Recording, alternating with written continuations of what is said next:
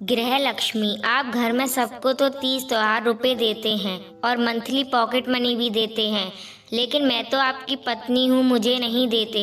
सेजल ने अपने पति विराट से शिकायती लहजे में कहा। पति के जवाब देने से पहले ही उसकी माँ शशि जी गुस्से से बोली, बहू, मेरा बेटा अपनी माँ, बहन, भाई को देता है तो तुम्हें बुरा लगता है? तुम्हें रुपए चाहिए तो अपने माता पिता से मांग कर लाओ।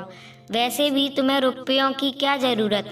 वाह माँ जी, आप माँ हैं, जीजी इनकी बहन है, भैया भाई हैं, उसी तरह मैं भी इनकी पत्नी हूँ। इसलिए आप लोगों की तरह मेरा भी पूरा पूरा हक बनता है कि मैं भी अपने पति से खर्च मांगूँ। मैं अपने मायके से क्यों मांग कर लाऊं? आप लाती हैं अपने मायके से मांग कर। अच्छा, तुम लोग लड़ाई झगड़ा बंद करो।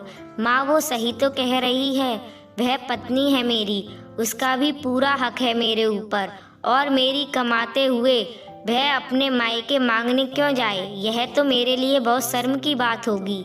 सेजल, अब से मैं तुम्हें भी 30 त्योहार पर और मंथली पॉकेट मनी दिया करूँगा। कहते हुए विराट ने बात खत्म की। विराट अब सभी घर वालों के साथ अपनी पत्नी सेजल को भी रुपए देने लगा। जहाँ उसकी माँ, बहन, भाई अपनी सारी रुपए अपने खाने पीने, ऑनलाइन खरीदारी में खर्च कर देते, वहीं सेजल अपने पैसे बचाकर सोच समझकर खर्च करती तो सब उसे घर में कंजूस कहते और उसका मजाक उड़ाते।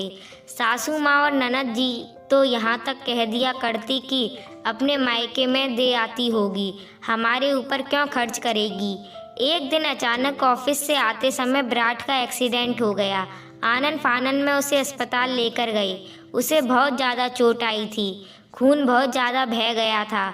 उसकी सर्जरी के लिए डॉक्टर ने फीस जमा करने को कहा तो विराट के परिवारजनों के चेहरे पर हवाइयाँ उड़ने लगी। तभी सेजल ने अपने क्रेडिट कार्ड से अस्पताल का बिल जमा कर दिया और विराट के लिए ब्लड का इंतज़ाम करने चली गई। इधर सब सोचने में लगे थे कि सेजल के पास इतने रुपए कहाँ से आए, वह तो कोई जॉब भी नहीं करती। लेकिन उस समय पूछना ठीक नहीं था। विराट की सर्जरी हो गई, उसे होश आया तो सब उससे मिलने गए तो उसका सबसे पहला सवाल यही था कि आप लोगों ने अस्पताल का बिल कैसे जमा किया? मैं तो बेहोश पड़ा था, मेरे अलावा तो इस घर का कोई सदस्य नौकरी भी नहीं करता। अचानक से आई मुसीबत में किसने आप लोगों की मदद की? विराट ने धीमी आवाज़ में पूछा। तुम परेशान मत हो, अस्पताल का बिल सेजल ने जमा किया है। शशि जी बेटे का सर सहलाते हुए बोली। सेजल, तुमने कहाँ से जमा किया? तुमने अपने मायके वालों से रुपए लिए? विराट ने परेशान होते हुए पूछा। विराट, ये आपके दिए हुए पैसे हैं जिन्हें मैं हमेशा बचाकर रखती थी। मेरी सारी ज़रूरतें तो आप पूरी करते थे, फिर मैं फिजूल में उन्हें क्यों खर्च करती? मैं अपने सारे पैसे बैंक में जमा कर देती थी। मैंने हमेशा अपनी माँ को देखा है, वह हमेशा हर मौके पर पापा से रुपए ज़रूर लेती थी और पापा भी उन्हें कभी मना नहीं करते थे। जब भी घर में ऐसी कोई ज़रूरत अचानक आ जाती तो माँ की बचत ही काम आती।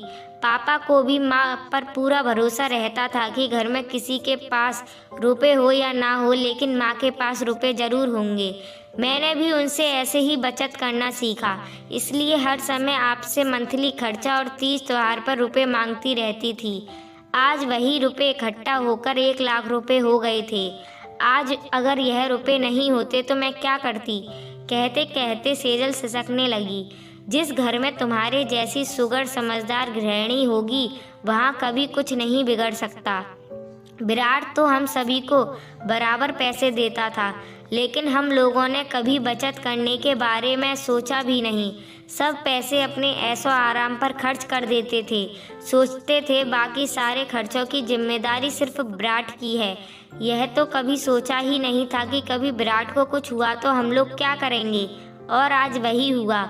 अगर सेजल की बचत की हुई रकम नहीं होती तो विराट की सर्जरी कैसे होती? हमारा बेटा हमारे हाथ से निकल जाता। मैं तो यह सोचकर ही कांप जाती हूँ। शशि जी फफक कर रोने लगी।